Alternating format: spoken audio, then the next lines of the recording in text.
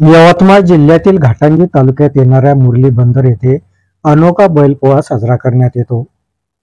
अनोखा यासाठी की सर्वत्र पोळा सण साजरा होतो, त्याच्या दुसऱ्या दिवशी मुरली बंदर येथे बैलपोळा भरविण्यात येतो व या बैलपोळ्याला भाविकांची मोठी गर्दी होते।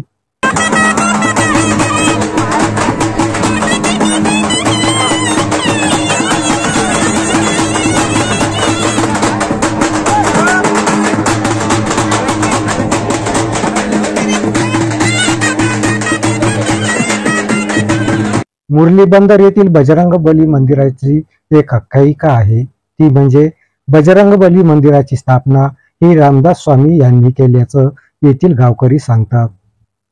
1971 मध्ये मुरली या गावात भीषण दुष्काळ पडला, तेव्हा गावकऱ्यांनी मुरली बंदर येथे बजरंग बलीला साकडे घातले।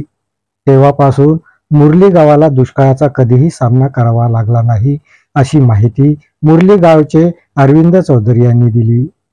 मुरली बंदर येथील बैलपोळा विषयी अधिक माहिती देण्यासाठी आता आपल्यासोबत पत्रकार अरविंद चौधरी हे फोन लाईन वरून जोडले गेले आहे। अरविंद चौधरी, मुरली बंदर येथील बैलपोळा विषयी अधिक काय माहिती आहे? मुरली या गावात समर्थ रामदास स्वामी यांच्या हस्ते तिथली स्थापना झाली। त्या बजरंग बलीची अशी आख्यायिका आहे।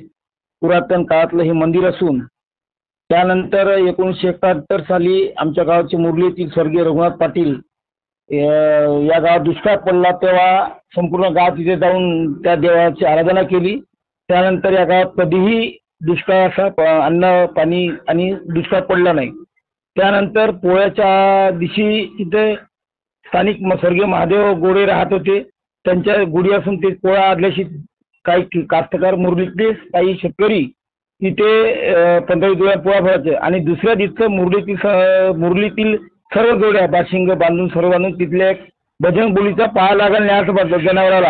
हा उद्देश ठेवून या परंपरेला जवळपास 3 पिढ्यापासून चालू आहे। आजही स्वर्गीय रघुनाथ पाटील यांचे नातू संदीप पाटील सर यांच्या हस्ते तिथे पूजा होऊन तिथे काही सर्व येणाऱ्या जोड्याला बक्षीस वगैरे देण्यात आले आणि आख्यायिका या म्हणजे पंचक्रोशीतील जवळपास खापरी, मुरली, बेलोरा, करमना, अंजी, कुंभारी, चौकी आणि आकुरीतील काही बैल यायचे, पण आता पाणी अभावी असले तर बाहेरचे येत नाही, पण तरी अंजी, कुंभारी, मुरली, घाटंजीतल्या काल जोड्या तिथे सर्व होत्या। ही एक श्रद्धा म्हणून गावातील सर्व लोक पहिल्या दिवसा पोळा मुरलीत भरला, दुसऱ्या दिवसा पोळा मुरली बंदर येते म्हणून भरत असते।